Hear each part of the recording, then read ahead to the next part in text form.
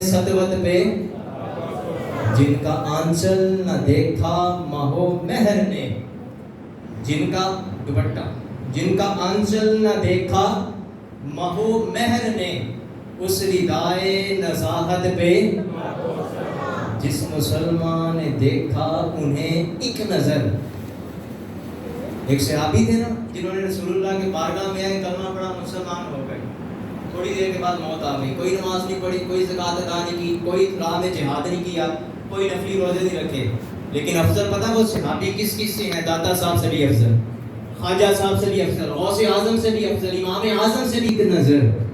उस नजर की बसारत पे आज बड़ा लंबा अशार है, 172 शेर है और सारी तरतीब मुझे याद है कि सैयद आला हज़रत ने कितने अशार के अंदर रसूलुल्लाह की शान को बयान किया, फिर कितने अशार में रसूलुल्लाह का हुलिया बयान किया।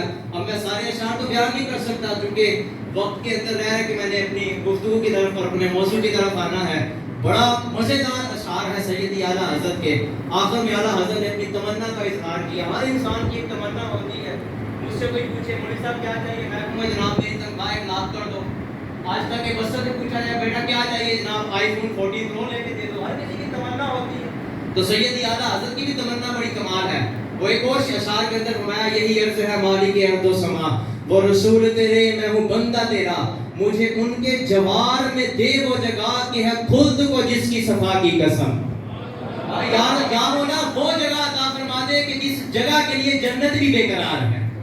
ये सैयद आला हज़रत की तमन्ना थी। और फिर करूँ महरम नहीं, मुस्तफ़ा है मसनद इरशाद पर कुछ गम नहीं, हूँ मुसलमान गर्जे ना कि सही सही है कामिलो, माहियत पानी की आखिर यम से नम में कम नहीं, उनको बेमांगे मिला इनको रगड़ कर एड़ियाँ, साहिबे कौसर का हमसर साहिबे जमजम नहीं, उसमें जमजम है कि थम थम, उसमें जमजम है कि बेश, कसरते कौसर में जमजम की तरह कम कम नहीं। और आखिरी शेर के अंदर फरमाते हैं कि सायाए दीवारे खाके दर हो यारब और रज़ा। अब तमन्ना देखे सैयद आला हज़रत की, मतलब कुछ नहीं चाहिए मुझे दुनिया वालों से, ना दुनिया से कुछ चाहिए ना दुनिया वालों से कुछ चाहिए। या मौला अहमद रज़ा की तमन्ना क्या है?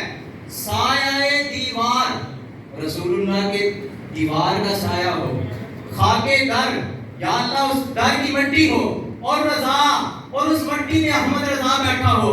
ख्वाहिशे दायरी में कैसर शौक तख्ते जम नहीं, या अल्लाह ना तो कैसर किस्सा की बादशाही चाहिए, ना कोई मनसब, ना दुनियावी जाहो जलाल चाहिए। बस इतनी तमन्ना है अपने महबूब का दर की जगह दे दे, वहां मट्टी में बैठ के अहमद रज़ा खेलता रहे। ऐसी तमन्ना के लिए फिर सीना भी अहमद रज़ा वाला चाहिए।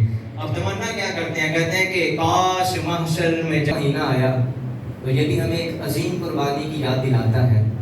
मैं कोशिश करूंगा तमहीदन पहले अपनी गुफ्तगू आपके सामने रख सकूं। आक़ा करीम अलैहिस्सलाम का जब विसाल हो गया तो उसके बाद मुसलमानों की मामलात की बागदौड़ जनाब सैयदना सिद्दीक़ अकबर रज़ियल्लाहु तआला अन्हु के हाथ में थी। आपके बाद जनाब फ़ारूक़ आज़म, आपके बाद हज़रत उस्मान गनी और उनके बाद मौला अली, और मौला अली के दुनिया से जाने के बाद मुल्क शाम के अंदर, शाम उस वक्त मुल्क नहीं था, एक शहर था, शाम के अंदर मुसलमानों से बैअत ली हज़रत अमीर मुआविया रज़ियल्लाहु तआला अन्हु ने, और मदीना के अंदर बैअत ली हज़रत इमाम हसन रज़ियल्लाहु तआला अन्हु ने। अब ये मसला इसलिए डिस्कस करने लगा हूँ, कोशिश थी कि मौजूदा दौर में जो फितने हैं उनका भी थोड़ा सा रद्द हो जाए और हकीकत आपके सामने आश्कार हो जाए। मैं जितनी गुफ्तगू करूँगा सिर्फ 2 या 3 किताबों के हवाले हैं, दिल करे तो वहाँ जाके तलाश कर लें। एक तो इमाम इब्न कसीर ने अल-बिदाया व निहाया के अंदर जो कुछ लिखा वो बयान किया जाएगा। इमाम इब्न असाकिर ने तारीख दिमश्क कबीर के अंदर जो लिखा, कुछ रवायतें उसमें से बयान की जाएंगी, और कुछ रवायतें इमाम मुहिबुल्लाह तिबरी अलैहिर्रहमा, आज से कम बेश 1100 साल पुराने बुजुर्ग हैं, उन्होंने अपनी किताब रियाज़ुन नुदरा के अंदर चंद रिवायात लिखी। इन किताबों के अंदर से आज का बयान आपके सामने किया जाएगा। जब हज़रत अली रज़ियल्लाहु तआला अन्हु का विसाल हो गया, मदीना में बैअत ली मुसलमानों की हज़रत इमाम हसन ने, और शाम के अंदर बैअत ली हज़रत अमीर मुआविया रज़ियल्लाहु तआला अन्हु ने। अब एक तबका है जो हज़रत अमीर मुआविया रज़ियल्लाहु तआला अन्हु की शान में गुस्ताखियाँ करता है। हालांकि मौलाना रूह अलैहिर्रहमा ने मसनवी शरीफ के अंदर इनका लक़ब लिखा खालुल मुस्लिमीन, فرمایا پوری امت کے ماموں کو حضرت امیر معاویہ کہا جاتا ہے. اور داتا صاحب نے کشف المحجوب جو فارسی والی ہے اس کے پیج نمبر 70 کے اوپر لکھا، داتا صاحب نے فرمایا پہلے تو حضرت امام حسن کے القابات لکھے، پھر امام حسین کے القابات لکھے، پھر امیر معاویہ رضی اللہ تعالیٰ عنہ کے القابات لکھے، اور اس کے بعد داتا صاحب نے بڑی پیاری بات لکھی. فرمایا جب تک حق ظاہر تھا تب تک امام حسین رضی اللہ تعالیٰ عنہ ہاتھ باندھ کر امیر معاویہ کے پیچھے چلتے رہے، اور جب حضرت امیر معاویہ دنیا سے چلے گئے تو باغ دوڑ جب یزید نے سنبھالی تو چونکہ یزید ظالم تھا، فاجر تھا، فاسق تھا، بے حیا قسم کا انسان تھا، تو تب امام حسین نے اس کے پیچھے چلنا گوارا نہیں کیا بلکہ تلوار اٹھائی اور میدان میں آ گئے. اب یہاں سمجھیے گا کہ امام حسین رضی اللہ تعالیٰ عنہ کو کن باتوں نے مجبور کیا کہ امام حسین اپنے محبوب اپنے نانا جان کا در چھوڑ کر میدان کربلا کی طرف گئے.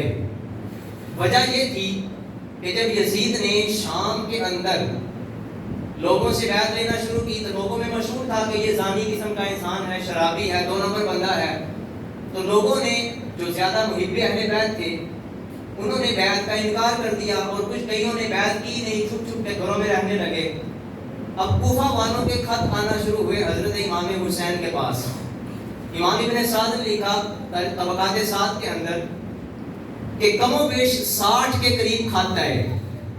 اب جب امام حسین نے مدینہ طیبہ سے جانے کا ارادہ کیا تو اس وقت جو مدینہ طیبہ کے اندر جلیل القدر صحابہ موجود تھے، جن میں رسول اللہ کے چچا کے بیٹا حضرت عبداللہ ابن عباس، حضرت عبداللہ ابن عمر، حضرت ابو سعید خدری، حضرت ابو واقد لیثی، یہ جید صحابہ اکرام جو موجود تھے، حضرت جابر بن عبداللہ، انہوں نے امام حسین رضی اللہ تعالیٰ عنہ کو روکنے کی کوشش کی. کہا کہ امام آپ کوفہ کی طرف جانے کا ارادہ ترک کر دیں، کیونکہ کوفہ والوں نے پہلے بھی 2 مرتبہ بے وفائی کی ہے. آپ کے ابا جان حضرت علی رضی اللہ تعالیٰ عنہ کے ساتھ بھی بے وفائی کی، پھر آپ کے بڑے بھائی امام حسن کے ساتھ بھی بے وفائی کی، تو آپ کا جانا مناسب نہیں ہے. تو امام حسین رضی اللہ تعالیٰ عنہ، یہ بڑی لمبی داستان ہے، جب آپ نے مدینہ کو چھوڑا تو کن حالات میں، کس انداز میں آپ مدینہ کو چھوڑ کر، کتنے دکھ بھرے وہ رات کے لمحات تھے جب ساری رات آپ نے نانا جان کی قبر پہ گزاری، اور رات کو پھر خواب کے اندر نانا جان کی زیارت بھی ہوئی. اور نانا جان نے فرمایا، جس کا خلاصہ یہ ہے، کہا کہ اے میرے بیٹے حسین، دنیا تجھے منع کرے گی لیکن تقدیر کا فیصلہ ہے، تو نے کوفہ کا سفر ترک نہیں کرنا، تو نے کوفہ جانا ہے. اب امام حسین رضی اللہ تعالیٰ عنہ مدینہ سے چلے تو آپ پھر مکہ گئے. 3-4 ماہ کا عرصہ آپ نے مکہ میں قیام کیا، اور پھر سن 3 ذی الحجہ، اور بعض روایتوں میں آتا ہے 8 ذی الحجہ 60 سن ہجری میں آپ نے جب مکہ سے کوفہ کی طرف سفر اختیار کیا. اب اگر تاریخی اعتبار سے دیکھیں تو مکہ سے لے کر کوفہ تک کا جو فاصلہ ہے یا کربلا تک کا جو فاصلہ ہے، یہ کم و بیش 1730 کلومیٹر کا لمبا فاصلہ ہے. اگر موجودہ دور میں کوئی بندہ گاڑی میں یہ سفر طے کرے تو 18 گھنٹے لگیں گے. آپ تصور کریں کہ آج سے کم و بیش 1400 سال پہلے امام حسین نے یہ سفر کتنے دشوار گزار گھاٹیوں سے طے کیا ہوگا. اور پھر دیکھیں ساتھ بھی کون تھا. اب میں یہ آپ کے سامنے بیان کرنا چاہوں گا کہ امام حسین جب قافلہ لے کر گئے، رستے میں 14 مقامات پہ آپ نے پڑاؤ کیا. وہ 14 مقامات تاریخ کے اندر موجود ہیں. ٹائم نہیں ہے مگر میں تمانت کے ساتھ سارے مقامات بیان کرتا، کہاں کس کے ساتھ ملاقات ہوئی اور کیا کیا باتیں ہوئی. جب امام حسین مکہ سے رخصت ہوئے کوفہ کی طرف، اب آپ کے لشکر میں کون کون تھا، یہ ایک سوال ہے. اور اعتراض کیا جاتا ہے کہ جناب میدان کربلا میں صرف اہل بیت اطہار تھے، صحابی کوئی نہیں تھا، صحابہ نہیں گئے جناب ساتھ، یہ اعتراض کیا جاتا ہے. اب میں وہ افراد بیان کروں گا جنہوں نے میدان کربلا میں شہادت پائی. سب سے پہلے سنیے گا، اہل بیت اطہار میں سے ایک قول کے مطابق 18، ایک کے مطابق 19، ایک کے مطابق 21، ایک کے مطابق 22.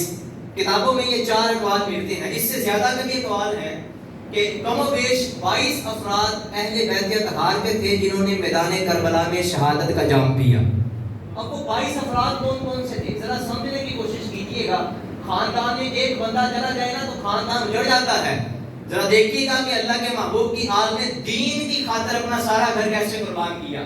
سب سے پہلے حضرت علی رضی اللہ تعالیٰ عنہ کے دیکھا جائے کہ کون کون سے پتر میدان کربلا میں گئے تھے. حضرت علی رضی اللہ تعالیٰ عنہ کے ایک قول کے مطابق 5 بیٹے، ایک قول کے مطابق 7 بیٹے، اور ایک روایت کے مطابق 9 بیٹے میدان کربلا میں شہید ہوئے۔ اب وہ 9 بیٹے کون کون تھے ذرا غور سے سنیے گا۔ حضرت ابو بکر بن علی، حضرت عمر بن علی، حضرت عثمان بن علی، حضرت عبداللہ بن علی، حضرت عبید اللہ بن علی، حضرت عباس علمدار بن علی، حضرت اصغر بن علی، حضرت جعفر بن علی۔ 8 بیٹوں کے نام میں نے آپ کو گنوائے۔ جناب علی رضی اللہ تعالیٰ عنہ کے 8 بیٹے، یہ 8 کے 8 وہ ہیں، اور 9ویں حضرت امام حسین۔ یہ 9 پتر حضرت علی رضی اللہ تعالیٰ عنہ کے میدان کربلا میں شہید ہوئے۔ 9 بیٹے، 9 بھائیوں کا بیک وقت میدان کربلا میں جا کر شہید ہو جانا کوئی آسان کام نہیں تھا۔ آگے چلے، حضرت امام حسین کے سگے چچا حضرت علی رضی اللہ تعالیٰ عنہ کے بھائی حضرت عقیل، آپ کے 4 بیٹے میدان کربلا میں شہید ہوئے۔ کتنے بیٹے؟ 4 بیٹے آپ کے میدان کربلا میں شہید ہوئے، اور ان میں سے ایک بیٹا وہ تھا جو میدان کربلا سے پہلے ہی شہید کر دیا گیا، جن کا نام حضرت مسلم بن عقیل، جو کہ آپ کو امام حسین نے وہاں کی خبر گیری کے لیے بھیجا تھا۔ جب آپ وہاں سے خبر لے کر واپس آئے نہیں تھے، آپ کو وہاں شہید کر دیا گیا تھا۔ اب حضرت عقیل کے 4 بیٹے میدان کربلا میں شہید کیے گئے۔ کتنے بیٹے؟ 9 بیٹے حضرت علی کے شہید کر دیے گئے، امام حسین کو ملا کر 10 بنتے ہیں، اور 4 بیٹے حضرت علی کے بھائی عقیل کے شہید کر دیے گئے۔ اب وہ 4 بیٹے کون کون سے تھے؟ ایک حضرت مسلم بن عقیل، دوسرے حضرت عبداللہ بن عقیل، تیسرے حضرت عبد الرحمن بن عقیل، اور چوتھے حضرت جعفر بن عقیل۔ 4 بیٹے یہ، 10 اور 4 کتنے ہو گئے؟ 14۔ خانوادہ اہل بیت میں سے 14 بندے یہ ہو گئے۔ پھر حضرت مسلم بن عقیل کے 2 چھوٹے چھوٹے بیٹے۔ حضرت مسلم کی شہادت بڑی دردناک ہے، میں بیان نہیں کر سکتا، لیکن جو میں آگے بڑھنا چاہتا ہوں، حضرت مسلم بن عقیل کے 2 چھوٹے بیٹے حضرت محمد اور حضرت ابراہیم، 2 بچے یہ بھی میدان کربلا سے پہلے شہید کر دیے گئے۔ کتنے ہو گئے؟ 10 اور 4 14، 14 اور 2 16 بندے یہ شہید کر دیے گئے۔ پھر حضرت علی کے تیسرے بھائی حضرت جعفر طیار رضی اللہ تعالیٰ عنہ، یہ وہ صحابی ہیں جب جنگ موتا کے اندر اللہ کے محبوب نے ان کو بھیجا نا، تو جنگ موتا کے اندر، جنگ موتا مدینہ طیبہ سے 800 کلومیٹر کے فاصلے پہ ہو رہی تھی، اور اللہ کے محبوب مسجد نبوی میں بیٹھ کے وہ سارے منظر دیکھ رہے تھے، اور حضور فرما رہے تھے، مسند احمد بن حنبل کی حدیث پاک ہے، اللہ کے محبوب نے فرمایا تھا، صحابہ میں یہاں بیٹھا موتا کا مقام دیکھ رہا ہوں، ابھی میں نے دیکھا کہ جھنڈا زید کے ہاتھ میں تھا، اللہ نے زید کو شہادت کا پروانہ عطا فرما دیا، پھر جھنڈا حضرت جعفر نے پکڑا، اللہ نے ان کو بھی موت کا پروانہ عطا فرما دیا، پھر جھنڈا عبداللہ ابن رواحہ نے پکڑا، اللہ نے ان کو بھی موت کا پروانہ عطا فرما دیا۔ اب جھنڈا سیف من سیوف اللہ کے ہاتھ میں ہے، اب جھنڈا حضرت خالد بن ولید کے ہاتھ میں ہے۔ فرمایا کہ اب اللہ تبارک و تعالی حضرت خالد بن ولید کے ہاتھوں میں مسلمانوں کو فتح عطا فرمائے گا۔ 800 کلومیٹر کے فاصلے پہ یہ جنگ ہو رہی تھی، اور اللہ کے محبوب مدینے میں بیٹھ کر یہ سارے مناظر دیکھ رہے تھے، اور حضرت جعفر طیار کو طیار اس لیے کہا جاتا ہے کہ جب حضرت جعفر طیار رضی اللہ تعالیٰ عنہ کو اللہ نے موت کا پروانہ عطا کیا، جب آپ نے شہادت کا جام پی لیا، اللہ کے تعالیٰ نے فرشتے میدان موتا میں آئے، آپ کو اٹھا کر آسمانوں پہ لے کے جا رہے تھے، رسول اللہ مسجد نبوی میں بیٹھے تھے، صحابہ اکرام کی محفل لگی ہوئی تھی، اللہ کے محبوب نے آسمان کی طرف دیکھا اور کہا وعلیکم السلام ورحمۃ اللہ۔ صحابہ نے عرض کی یا رسول اللہ صلی اللہ علیہ وسلم، پیارے آقا کوئی آیا نہیں، کوئی گیا نہیں، ہم نے کسی کی آواز کو سنا نہیں، ہم نے کسی کو دیکھا نہیں، آقا آپ نے کس کے سلام کا جواب دیا، آپ نے کس کو دیکھا؟ اللہ کے محبوب مسکرا پڑے، فرمایا میرے صحابہ میں نے کتنی بار تمہیں کہا ہے، انی ارا ما لا ترون، میں ان چیزوں کو بھی دیکھ لیتا ہوں جن کو تم نہیں دیکھ سکتے، وانی اسمع ما لا تسمعون، میں ان کی آوازوں کو بھی سن لیتا ہوں جن کی آوازوں کو تم نہیں سن سکتے۔ فرمایا اے میرے صحابہ میدان موتا کے اندر اللہ نے حضرت جعفر کو جام شہادت عطا فرمایا، اللہ کے نوری فرشتے حضرت جعفر کو لے کر اللہ کی بارگاہ میں جا رہے تھے، 7 آسمانوں کے اوپر سدرۃ المنتہا کے پاس، وہاں سے جعفر کا گزر ہوا، وہاں سے جعفر نے مجھے دیکھا، میں نے یہاں سے جعفر کو دیکھا، اس نے وہاں سے مجھے سلام کیا، میں نے یہاں سے اسے جواب دیا۔ یہ اللہ کے محبوب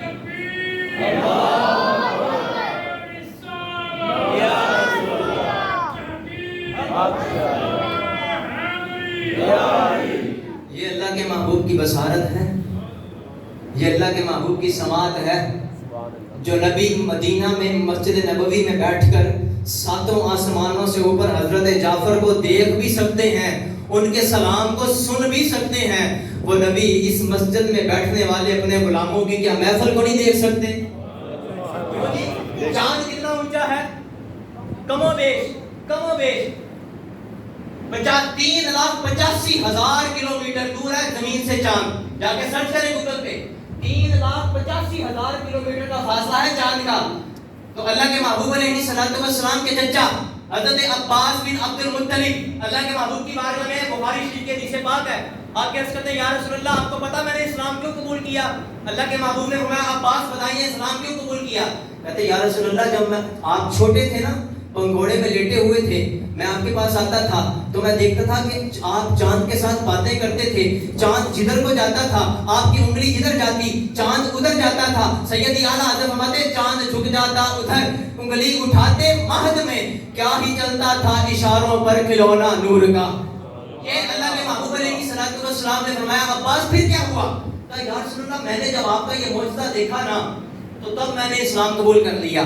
اللہ کے محبوب علیہ السلام مسکرا پڑے، فرمایا کہ ہاں اے میرے چچا کے بیٹا، اے میرے چچا مجھے پتا ہے انی احدثہ و یحدثنی و یلہینی عن البکاء.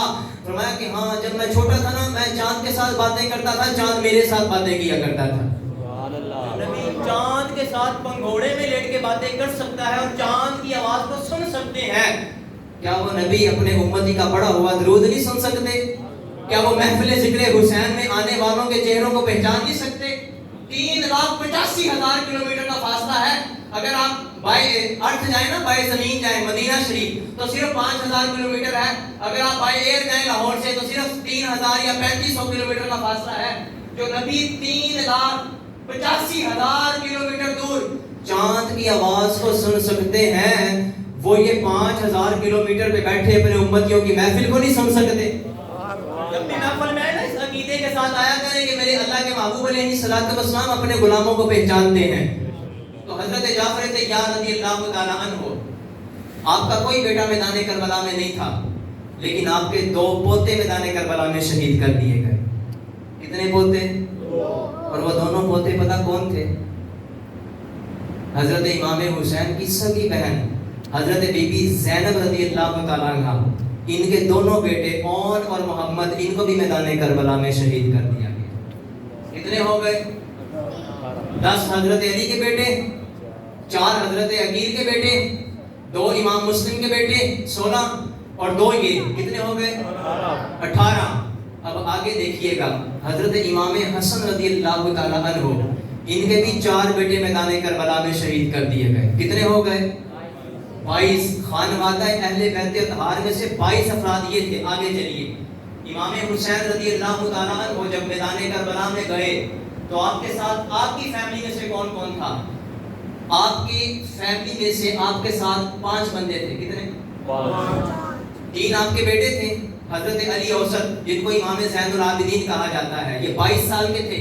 حضرت علی اکبر یہ 18 سال کے نوجوان تھے، اور حضرت علی اصغر یہ دودھ پیتے بچے تھے. 3 یہ بیٹے تھے، ایک آپ کی بیٹی تھی جس کا نام تھا حضرت بی بی سکینہ رضی اللہ تعالیٰ عنہ. 4 ہو گئے اور 2 آپ کی بیویاں تھیں، ایک شہر بانو اور ایک حضرت علی اصغر کی امی جان. امام حسین رضی اللہ تعالیٰ عنہ آپ کے 3 بیٹے، ایک بیٹی اور 2 بیویاں میدان کربلا میں تھیں. ان میں سے جن کو اللہ نے شہادت کے لیے چنا وہ 2 انسان تھے، ایک حضرت امام علی اکبر اور ایک حضرت علی اصغر. یہ 2 بچے بھی میدان کربلا میں شہید کر دیے گئے. کتنے ہو گئے؟ خانوادہ اہل بیت اطہار میں سے 24 افراد نے میدان کربلا کے اندر اللہ کے محبوب کے دین کی خاطر اپنی جانوں کا کوئی نذرانہ پیش کر دیا. کتنے افراد نے؟ 24 افراد. منہ سے کہنے بڑے آسان ہے، ایک فگر ہے نا 24، بڑا آسان کام ہے تعداد بیان کرنا. لیکن آپ کبھی تنہائی میں بیٹھ کر سوچے تو صحیح کہ جس خاندان کے 24 بندے اس دین کی خاطر میدان کربلا میں جا کے اپنا سر دے دیں. آگے چلیں. پھر ایک اور اعتراض ہوتا ہے، جناب صحابہ کرام نہیں گئے. اعتراض کیا جاتا ہے نا صرف اہل بیت اطہار سے صحابہ کرام نہیں گئے. اب صحابہ کرام کے بارے میں بھی روایتوں میں اختلاف ہے. ایک روایت میں آتا ہے کہ 8 صحابہ موجود تھے, ایک روایت میں آتا ہے کہ 8 نہیں 12 صحابہ موجود تھے, 11 کے بھی الفاظ ملتے ہیں. ان میں سے 2 صحابہ مشہور تھے جو عوام الناس کے اندر بھی مشہور تھے. ایک حضرت حبیب ابن مظاہر رضی اللہ تعالیٰ عنہ. ان کی اگر آپ ضرورت اور بہادری پڑھے نا, میں کہتا جس مزہ آ جاتا ہے کہ میدان کربلا میں یہ وہ حضرت حبیب ابن مظاہر ہیں کہ جنہوں نے کوفہ سے سب سے پہلے امام حسین کو خط لکھا. جب امام حسین وہاں آئے اور پتہ لگا کہ امام حسین کے ساتھ کوفہ والوں نے اس طرح ظلم و زیادتی کرنا شروع کر دی, انہوں نے سفر اختیار کیا, میدان کربلا میں آئے. اور جب میدان کربلا میں پہنچے, آپ نے تھوڑی دیر کے لیے لڑائی کی, امام حسین کی بارگاہ میں آئے, آ کر عرض کرتے ہیں امام حسین ظہر کی نماز کا وقت ہو چکا. حالانکہ جمعہ المبارک کا دن تھا, چونکہ یہ مسافر تھے اور مسافر کے اوپر جمعہ کی نماز نہیں ہوتی. حبیب ابن مظاہر آ کے عرض کرتے ہیں اے میرے امام ظہر کی نماز کا وقت ہوا جاتا ہے. امام حسین نے تلوار کو رکھ دیا اور دعا دی, کہا اے حبیب ابن مظاہر اللہ تجھے ہمیشہ شاد و آباد رکھے, تو نے میدان جنگ کے اندر ہمیں اللہ کی یاد دلا دی ہے. تو پھر حبیب ابن مظاہر یزیدیوں کے لشکر کی طرف گئے اور جا کر کہنے لگے او یزیدیوں تھوڑی دیر کے لیے رک جاؤ, خانوادہ اہل بیت والے نماز ظہر ادا کرنا چاہتے ہیں. ایک بندے نے آگے سے بڑا گندا جواب دیا, کہا کیا تم سمجھتے ہو کہ ان کی نمازیں قبول ہوگی؟ یہ بات حضرت حبیب ابن مظاہر سے برداشت نہ ہوئی. حالانکہ آپ نے امام حسین کی تلوار کو رکوا دیا تھا, پھر آپ نے خود تلوار اٹھا لی. اور روایتوں میں آتا ہے کہ حبیب ابن مظاہر کلے ایک صحابی نے 65 افراد کو واصل جہنم کیا, پھر واپس آئے تھے. ایک بندہ ایک صحابی 65 افراد کو واصل جہنم کیا, پھر واپس آئے. پھر جب دوسری مرتبہ گئے تو پھر روایتوں کے اندر تعداد نہیں بیان کی جاتی, یہ بیان کیا جاتا ہے جب دوبارہ گئے تو پھر کافی ساروں کو واصل جہنم کیا. ذرا سمجھو تو صحیح, کہاں 82 افراد کا لشکر جن میں بیویاں بھی ہیں بچے بھی ہیں, اور کہاں 22,000 کا لشکر جلال, کہاں 3 دن کے بھوکے پیاسے, اور کہاں نہر فرات سے پانی پینے والے. یہاں ایک آپ ذرا تقابل تو کر کے دیکھیں, ایک بندے کے مقابلے میں 1000 سے بھی زیادہ کی تعداد آتی ہے. انہیں پتا تھا کہ حسین کی رگوں کے اندر خون علی دوڑتا ہے. پتا تھا اگر حسین نے اپنی مکمل بازی لگا دی نا, مکمل جان لگا دی تو 22,000 کا لشکر ختم ہو جائے گا. پتا تھا, لیکن امام حسین چونکہ تسلیم و رضا والے تھے, اللہ کی تقدیر کے آگے اپنی گردن کو جھکانے والے تھے. اگر وہ چاہتے, امام حسین آپ مجھے بتائیں نا ذرا, اگر حضرت اسماعیل ذبیح اللہ کی گردن پہ چھری نہیں چلتی, جبریل آ جاتے ہیں. وہ رب جو حضرت عیسیٰ علیہ السلام کو عیسائیوں سے بچا کر آسمان اٹھانے پر قادر ہے, وہ رب جو حضرت یونس علیہ السلام کو مچھلی کے پیٹ میں زندہ رکھ سکتا ہے, وہ رب جو ہجرت کے وقت اللہ کے محبوب علیہ السلام کو کافروں کی آنکھوں سے اوجھل کر سکتا ہے, کیا وہ رب امام حسین کو میدان کربلا میں نہیں بچا سکتا تھا؟ بچا سکتا تھا. لیکن انہوں نے تمنا ہی نہیں کی. تمنا کیوں نہیں کی؟ کیونکہ یہ ہے ہی تسلیم و رضا والے. پتا تھا امتحان ہے, آزمائش ہے. ان کی شہادت تو بڑی پہلی مشہور ہو چکی تھی, پتا تھا ہم نے ایک دن میدان کربلا میں جا کر شہید ہونا ہے. اچھا آگے چلتے ہیں, ابھی بہت ساری باتیں یہاں پہ میں سکپ کر کے آگے جا رہا ہوں. حضرت وہب بن عبداللہ کلبی, نام آپ نے سنا ہوگا, یہ وہ ہے کہ ابھی شادی کو صرف 17 دن گزرے تھے. کتنے دن گزرے تھے؟ صرف 17 دن گزرے تھے. اور جس لڑکی کے ساتھ شادی کی تھی وہ یتیم بچی تھی, نہ اس کی کوئی بہن تھی, نہ اس کا کوئی بھائی تھا, نہ اس کی کوئی ماں تھی, نہ اس کا باپ تھا. جس لڑکی کے ساتھ آپ نے شادی کی, ایک دن آپ جب گھر آئے نا تو آپ کی امی جان رو رہی تھی. گھر آتے ماں کے قدموں میں گر گئے. کہا ماں تو کیوں روتی ہے, کیا تیرے بیٹے نے تیری شان میں گستاخی کی ہے؟ کہا ماں تو کیوں روتی ہے, کیا تیرے بیٹے نے تیری کوئی بات نہیں مانی؟ کہا ماں کیوں روتی ہے, کیا میری وجہ سے تیرے دل کو کوئی اذیت پہنچی ہے؟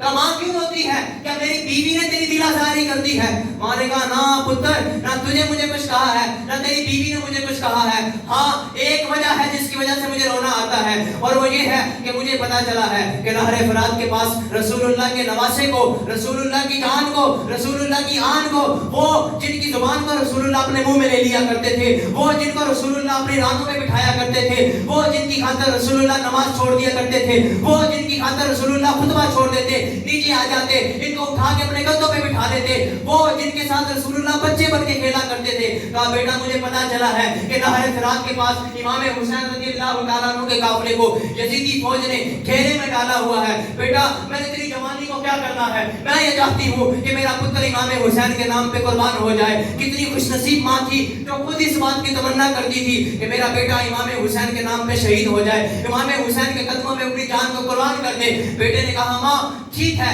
میں تیری بات مانتا ہوں, میں ابھی جانے کے لیے تیار ہوں, لیکن امی جان مجھے تھوڑی سی وقت کی مہلت دے دیں. وہ لڑکی جس نے اپنی زندگی کی خوشیاں میرے نام کی ہیں, جس کا آگے پیچھے اور کوئی نہیں ہے, امی جان میں اس کے ساتھ ملاقات کرنا چاہتا ہوں, ایک بار اجازت دے دیں, میں اپنی بیوی سے ملنا چاہتا ہوں. ماں نے بڑی پیاری بات کہی, کہا بیٹا نہ بیوی سے نہ ملنے جانا, عورتیں ناقص العقل ہوتی ہیں, ان کے پاس اتنی عقل نہیں ہوتی. بیٹا کہیں ایسا نہ ہو تو اس کی محبت میں اپنے محبوب کے نواسے کے اوپر جان قربان کرنے سے محروم ہو جائے. کہا بیٹا نہ بیوی سے نہ ملنا. بیٹے نے بڑا پیارا جواب دیا, کہا ماں میں نے امام حسین کے ساتھ جو محبت کی ہے نا, میری محبت اتنی کچی نہیں ہے, میں نے 2 نمبر محبت نہیں کی, میں اپنی بیوی سے ملنے جاؤں گا, اجازت لے کر جاؤں گا. اب بیوی بھی بڑی خوش نصیب تھی. جب یہ حضرت عبداللہ بن وہب کلبی اپنی زوجہ کے پاس گئے, جا کر کہنے لگے زوجہ دیکھ مجھے پتا ہے تو نے اپنی بہار شباب کو میرے نام کیا ہے, مجھے پتا ہے کہ میرے علاوہ تیرا اس دنیا میں اور کوئی نہیں ہے, لیکن دیکھ رسول اللہ کا نواسا 3 دن کا بھوکا پیاسا میدان کربلا میں یزیدیوں کی فوج کے گھیرے میں ہے, تو مجھے اجازت دے دے, میں وہاں جانا چاہتا ہوں, اپنی جان قربان کرنا چاہتا ہوں. بیوی کتنی خوش قسمت تھی, کتنی خوش نصیب تھی, کہنے لگی میرے منصور اے عبداللہ ابن وہب کلبی, کاش اسلام نے عورتوں کو بھی تلوار اٹھانے کی اجازت دی ہوتی تو آج میں بھی تیرے ساتھ تلوار لے کر امام حسین کے دفاع کے لیے نکل جاتی.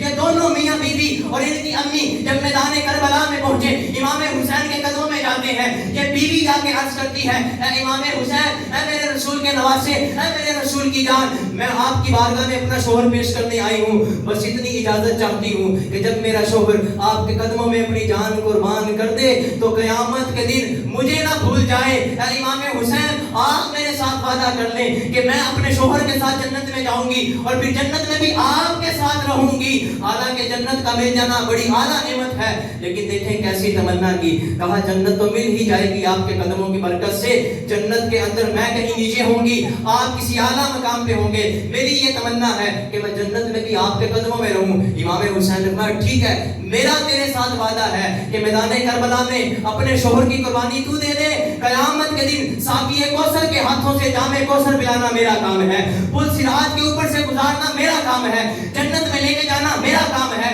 جنت الفردوس میں اپنے ساتھ رکھنا میرا کام ہے. اب یہی عبداللہ ابن وہب کلبی, بعض روایتوں میں بیان کیا گیا کہ اکیلے نے 50 سے زیادہ بندوں کو واسطے جہنم کر دیا تھا. ایک بندے نے کتنوں کو واسطے جہنم کیا, 50 سے بھی زیادہ.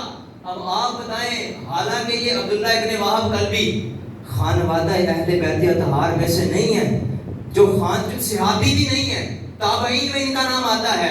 اگر اللہ نے ایک تابعی کو اتنی طاقت دی ہے تو پھر صحابی کی طاقت کا عالم کیا ہوگا, اور پھر رسول اللہ کی آل کی طاقت کا عالم کیا ہوگا. یاد رکھیے گا, ہم اہل سنت کا یہ نظریہ ہے کہ ہم واقعہ کربلا کو رونے پیٹنے کے لیے بیان نہیں کرتے, ہم اس انداز سے بیان نہیں کرتے کہ ہمارے بچے سنیں اور بزدل بن جائیں اور رونے لگ جائیں. نا ہاں, سید اعلیٰ حضرت علی کا اگر واقعہ کربلا بیان کرتے ہوئے رونا آ جائے تو یہ تو خوش قسمتی ہے, لیکن سپیشل رونے کے لیے واقعہ کربلا بیان کرنا یہ جائز نہیں ہے. سمجھ آئی بات کی؟ تو اب ذرا سمجھنے کی کوشش کیجئے گا. حضرت امام عبدالرؤف مناوی علیہ رحمہ, اب یہاں پہ بھی بہت ساری طوالت ہے, میں اختصار کے آگے کی طرف جاتا ہوں اور ذرا اخلاقاً اور سبقاً چند ایک باتیں آپ کے سامنے رکھنا چاہتا ہوں. امام عبدالرؤف مناوی علیہ رحمہ یہ کوئی عام شخصیت نہیں ہے, شارح بخاری ہیں, بخاری شریف کی شرح لکھنے والے ہیں.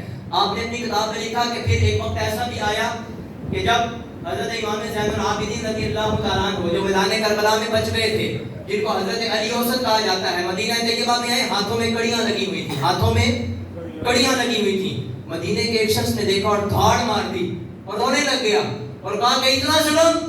تو حضرت امام زین العابدین رضی اللہ تعالیٰ عنہ نے منہ سے کچھ نہیں بولا, ہاتھ کڑی کو صرف جلالی نگاہ سے دیکھا, ہاتھ کڑی ٹوٹ گئی, ٹوٹ کے زمین پہ آئی, آپ نے ٹھوکر ماری. تم کیا سمجھتے ہو کہ ہم مجبور تھے؟ نا ہم مجبور نہیں تھے, ہم نے تو فقط اللہ کی رضا کے آگے اپنی رضا کو گردن جھکا دی تھی, ہم مجبور نہیں تھے. ہم تو فقط گردن جھکانے والے تھے. ہاں اگر ہم مجبور ہوتے تو پھر بات اور تھی، لیکن یاد رکھنا ہم میدان کربلا میں مجبور نہیں تھے. تو پھر حضرت پیر مہر علی شاہ صاحب رحمۃ اللہ تعالی علیہ آپ نے بھی لکھا اپنی کتاب کے اندر، فرمایا کہ جب یزیدی لشکر نے امام حسین کے لشکر کے ساتھ 2 نمبریاں کی، اس کے بعد جب یزید مر گیا مختار صفی آیا، تو مختار صفی نے یزیدی فوج کے بندے چن چن کے مارے. اگرچہ یہ بھی 2 نمبر بندہ تھا، اگرچہ یہ بھی بندہ 1 نمبر نہیں تھا، بڑا ظالم اور جابر بادشاہ تھا. جب اس نے یزیدی فوج کے بندے چن چن کے مارنا شروع کیے نا، تو حضرت امام زین العابدین کا گھر اس وقت کوفہ میں تھا. ایک یزیدی فوج کا سپہ سالار دوڑتا ہوا امام زین العابدین کے گھر میں آ گیا. حضرت امام زین العابدین کے گھر میں آیا تو امام زین العابدین نے خود اٹھ کر اسے پانی پلایا. پانی پلانے کے بعد کھانا کھلایا. کھانا کھلانے کے بعد تکیہ پیش کیا، کہا لیٹ جاؤ آرام کرو. جب اس نے پوری رات گزار دی، جب اگلے دن جانے لگا تو کہنے لگا اے امام زین العابدین، لگتا ہے آپ نے مجھے پہچانا نہیں، لگتا ہے آپ نے مجھے پہچانا نہیں. ہم مسکرا پڑے. فرمایا تم کیا سمجھتے ہو کہ میں نے تجھے پہچانا نہیں؟ جب تو آیا تھا میں نے اس وقت پہچان لیا تھا کہ تو میرے ابا جان کے لشکر کے خلاف آیا تھا. تو اس نے کہا کہ پھر بھی آپ نے میرے ساتھ اتنا محبت بھرا سلوک آیا. آپ فرمایا کہ دیکھ وہ جو میدان کربلا میں کیا تھا نا وہ تمہارا کردار تھا، اور یہ جو میں نے تیرے ساتھ کیا ہے یہ میں آل رسول کا کردار ہے. یہ آل رسول کا کردار تھا کہ اپنے دشمنوں کو بھی محبت کے ساتھ پیش آتے تھے. اب دیکھیے گا ذرا، آخری بات عرض کرنا چاہوں گا. ابھی تو سوچا تھا کہ امام حسین کی عظمت بھی بیان کروں گا، لیکن اب وقت زیادہ ہوتا جا رہا ہے. ایک صحابی تھے حضرت عقبہ بن نافع رضی اللہ تعالیٰ عنہ، افریقہ کے جنگلوں کے اندر جہاد کرنے کے لیے گئے. جب وہاں جہاد کرتے کرتے ایک ایسی جگہ گئے کہ دور دور تک پانی نہیں مل رہا تھا، دور دور تک پانی نہیں مل رہا تھا. صحابہ نے عرض کی، کہا کہ حضور اگر پانی نہیں ملے گا تو ہم مر جائیں گے، ہمارے گھوڑے مر جائیں گے، ہمارے اونٹ پیاسے مر جائیں گے، پانی کا اہتمام کریں. حضرت عقبہ بن نافع رضی اللہ تعالیٰ عنہ آپ نے 2 نفل دیے قضائے حاجت کے لیے، 2 نفل ادا کیے، اس کے بعد ہاتھ اٹھا دیے. جب ہاتھ اٹھائے نا، ابھی آپ نے ہاتھ اپنے چہرے پہ نہیں پھیرے تھے کہ آپ کا گھوڑا پاس کھڑا تھا. گھوڑے نے اپنے سموں کو، اپنے کھروں کو زمین پہ رگڑا. اللہ نے اس گھوڑے کے سموں کے نیچے سے ایک بہترین میٹھے پانی کا چشمہ جاری فرما دیا. کیا سمجھو صحابہ کے گھوڑے کوئی عام تھے؟ اللہ نے قرآن میں قسم اٹھائی ہے، وَالْعَادِيَاتِ ضَبْحًا فَالْمُورِيَاتِ قَدْحًا فَالْمُغِيرَاتِ صُبْحًا فَأَثَرْنَ بِهِ نَقْعًا. اللہ فرماتا ہے مجھے اپنے محبوب کے غلاموں کی قسم، ان غلاموں کے گھوڑوں کی قسم، ان گھوڑوں کے قدموں کی قسم، ان قدموں کے ساتھ لگے ہوئے سموں کی قسم. میں سموں کی نہیں، فَأَثَرْنَ بِهِ نَقْعًا، قسم اس چیز کی اٹھائی جاتی ہے جو عظمت والی ہو. فرمایا فَأَثَرْنَ بِهِ نَقْعًا، ان سموں کو لگ کر جو مٹی اٹھی، اللہ فرماتے ہیں مجھے اس مٹی کی بھی قسم ہے. تم کیا سمجھتے ہو؟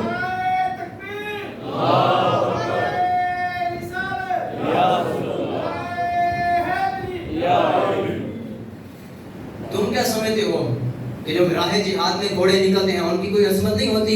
اب مجھے بتاؤ کہ حضرت عقبہ بن نافع، ان کے ابا جان کا نام مولا علی نہیں ہے، ان کی امی جان کا نام حضرت فاطمہ الزہرا نہیں ہے، ان کے بھائی کا نام امام حسن نہیں ہے، ان کی زبان کو رسول اللہ نے نہیں چوسا، ان کو رسول اللہ نے اپنے کندھوں پہ نہیں بٹھایا، ان کو رسول اللہ نے جنتی نوجوانوں کا سردار نہیں کہا. اتنی شانیں بیان کی جائیں کم ہے.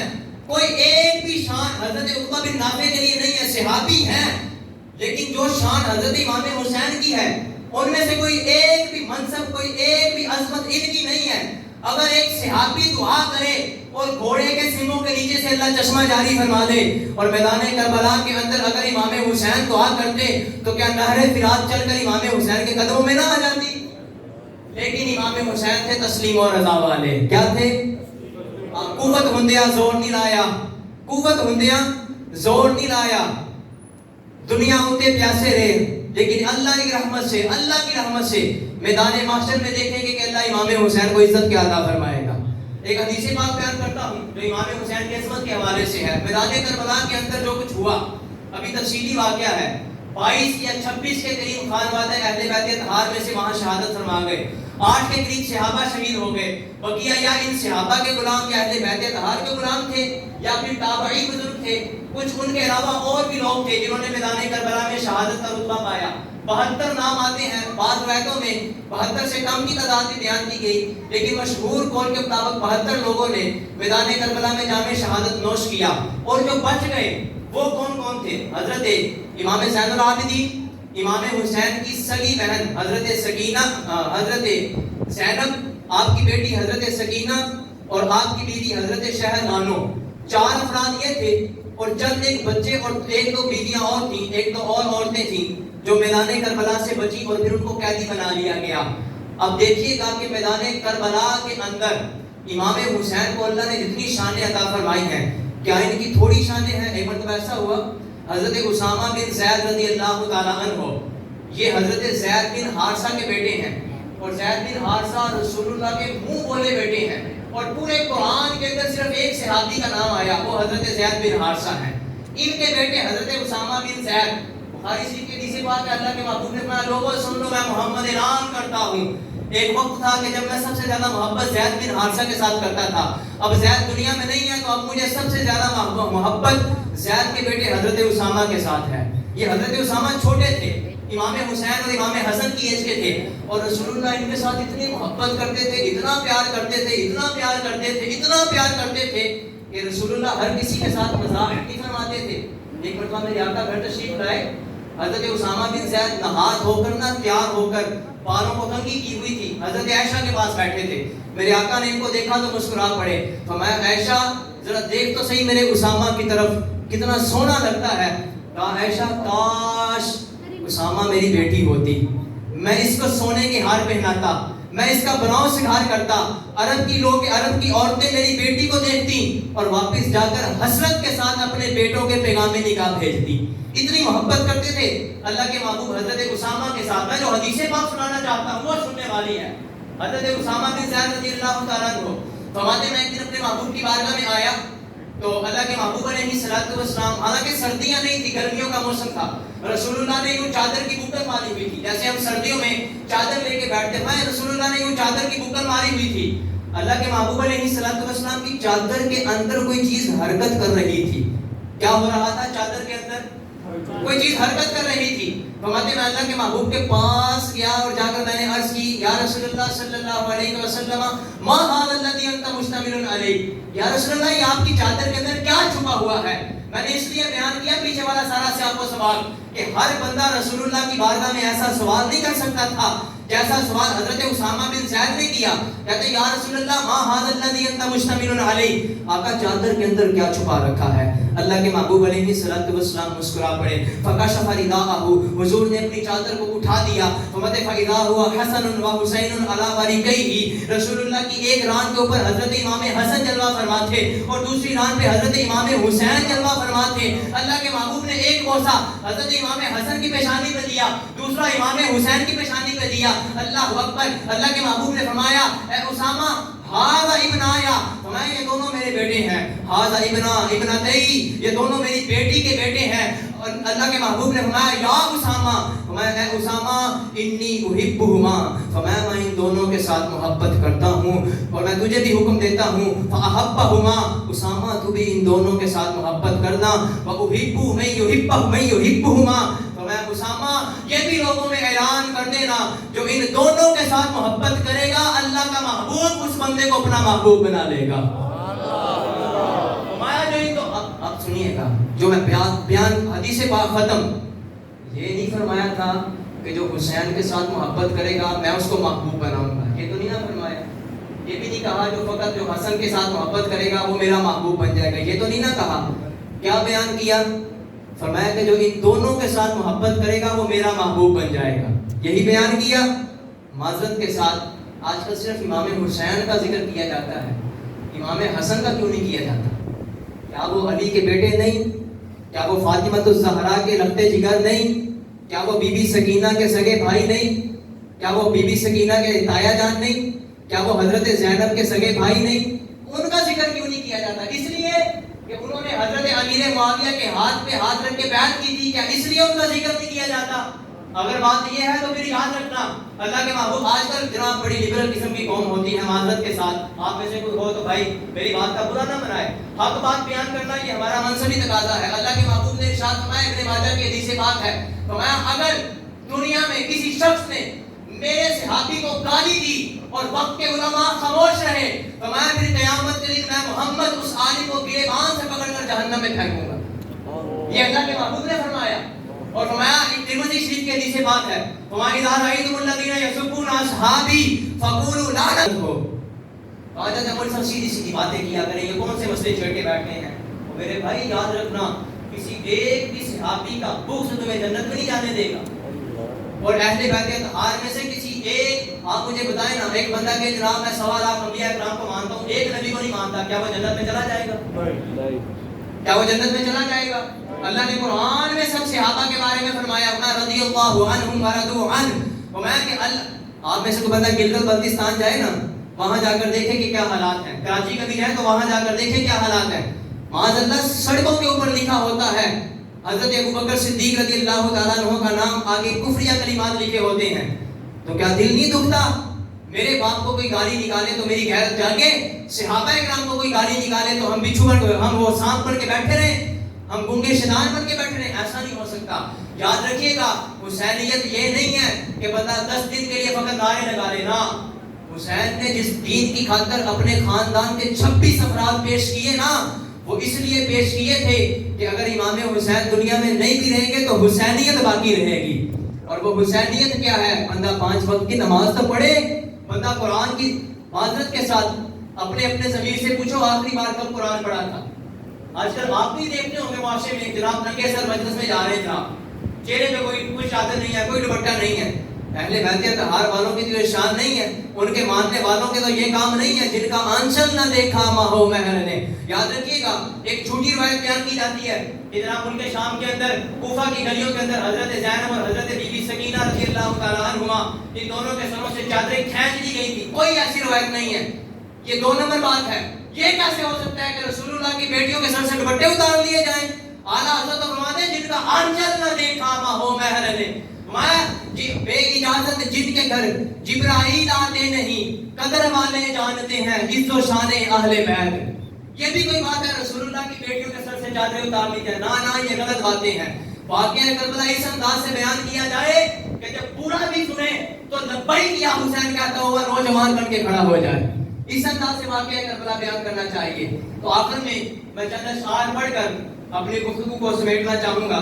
اللہ کے محبوب علیہ الصلوۃ والسلام کے صحابہ اور اللہ کے محبوب علیہ الصلوۃ والسلام کی آل نے میدان کربلا کے اندر جو تاریخ رقم کی ہے، ہم تو مسلمان تو کیا، دنیا کا ہر فرقہ، ہر مذہب اس کو تسلیم کرتا ہے. وہ کسی شاعر نے کیا خوب کہا تھا کہ خودی نے دل سے پوچھا ہے بتا کہ کیا حسین ہے.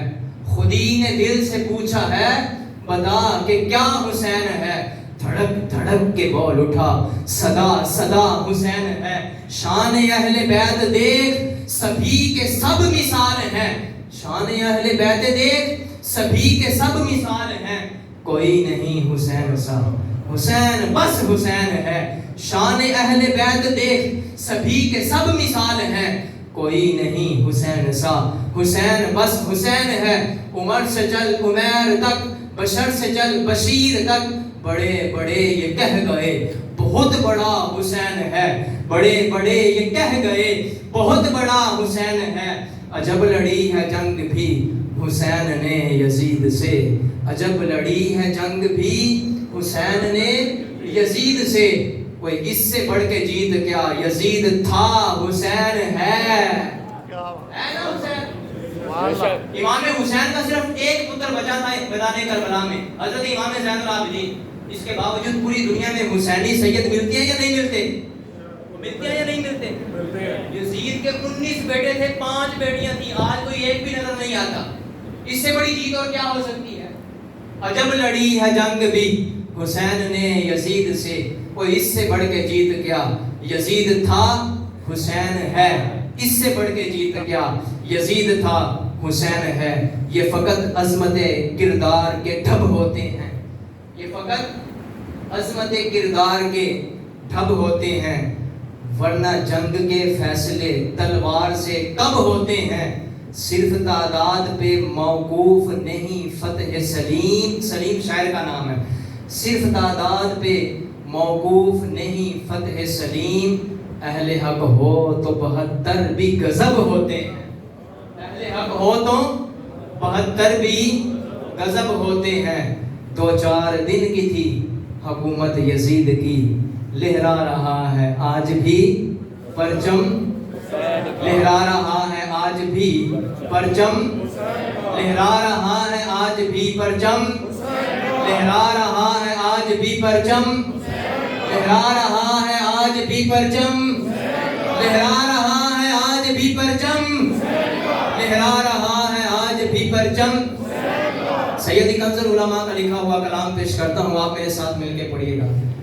احسان مانتا ہے زمانہ حسین کا، احسان مانتا ہے زمانہ حسین، احسان مانتا ہے زمانہ حسین کا، حوروں ملک نے گایا ترانہ،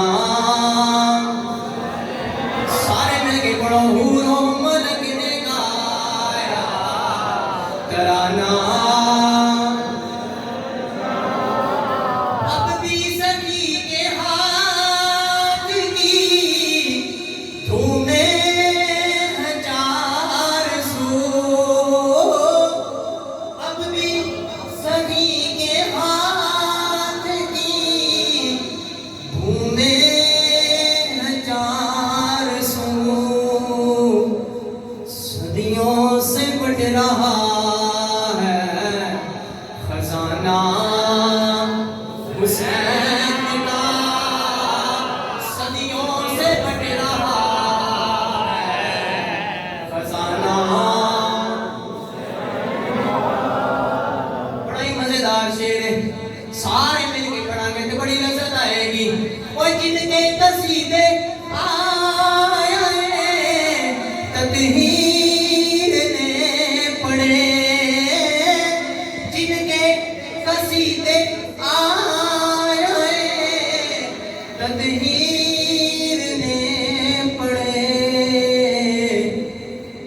ایسا بنایا رب نے گھرانہ حسین کا، کوئی ایسا بنایا رب نے گھرانہ حسین کا، شرق و غرب میں چرچے ہیں اوے ان کے پیار کے، شرق و غرب میں چرچے ہیں اوے ان کے پیار کے، ایک میں ہی تو نہیں ہوں دیوانہ حسین کا، ایک میں ہی تو نہیں ہوں دیوانہ۔ چیخا ہے جس کی ضرب سے ہر دور کا یزید، چیخا ہے جس کی ضرب سے ہر دور کا یزید، ایسا بنایا رب نے نشانہ حسین کا، ایسا بنایا رب نے نشانہ حسین کا، آصف بقائے دین ہے کربل کی داستان،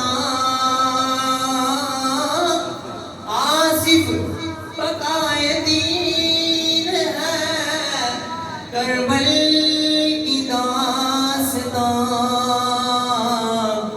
یہ فیض بٹ رہا ہے روزانہ حسین کا، اے حوروں ملک نے گایا ترانہ حسین کا، حوروں ملک نے گایا ترانہ حسین کا۔ ما علیہ